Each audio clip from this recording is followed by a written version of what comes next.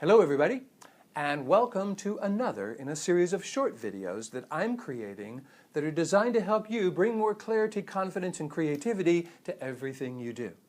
For those of you who don't know me, my name is Dr. Bill Crawford. I'm a psychologist, speaker, corporate trainer, life coach. I've had the pleasure of writing 4 books and doing 2 PBS specials. And each week I send out one of my favorite quotes along with 2 or 3 paragraphs about how to apply that quote to life and a short video to all those on my quote list. If you're not already on that list, all you got to do is go to my website, billcrawfordphd.com. Hit the subscribe button at the top of the page, put your first name, your email address in, it's free, and each week I will send you one of these quotes and a short video. Today's video and today's quote looks at the subject of anger, and specifically all those angry people we seem to be encountering on a regular basis. Have you noticed?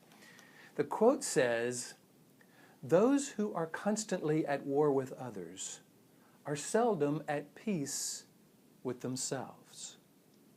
Isn't that true? I mean, when you notice someone who's constantly always angry, always resentful, always picking a fight, not a lot of peace going on in that mind.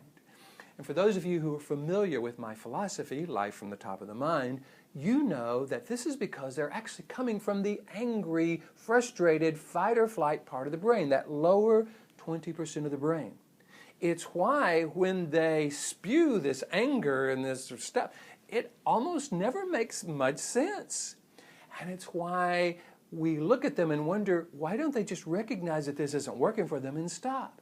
See, this part of the brain doesn't analyze things in a logical way, in a way that makes sense. It doesn't choose words that make sense, it just reacts.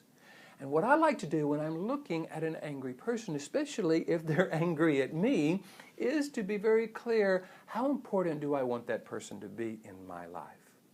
One of the questions I ask people when I'm doing my seminars is, okay, when you find yourself dealing with an angry person on a scale of 1 to 10, how important do you want them to be in your life? Most people say 0. But there's 2 ways to make someone important. We can love them, and there are people in our lives that we do love and we want to be important. Or we can be angry, we can resent them, we can hate them, we can think about them, we can go tell stories about all the horrible things they said to us. And when we do that, they become the most important person in our life because they are now changing the chemical makeup of our body. They're not even in the room, but they're dumping that adrenaline, noradrenaline, and cortisol into our body, changing the chemical makeup of our body and actually having us focus on a part of life that doesn't serve us, a part of life that we can't do a lot about. In my book and in my seminars, what I do is I teach people how to see these people not as frightening, but as frightened. They're afraid that you don't like them. They're afraid you won't listen to them. They're afraid that you won't do what they want you to do. They're afraid you think they're wrong. And based on this fear, they're coming from the frightened part of the brain. Now, I know they don't act frightened. They overcompensate by acting aggressive. But if we can begin to see them as frightened versus frightening, we can diminish their influence in our lives. Now, if you're one of those people that wants to influence one of these folks, have them shift from that resistant brain to what I call the receptive brain, the top of the mind, that takes a lot of skill and a lot of effort.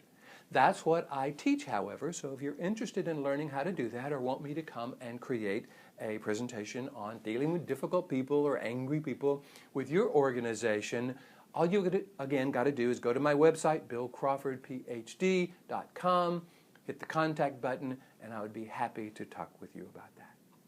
In the meantime, I'm hoping you're beginning to see how angry people, that's really much more information about them, seldom at peace with themselves. And what we want to do is diminish their influence in our life so that their anger doesn't tap into our lower brain and send those chemicals and send us reeling in a way that doesn't serve us.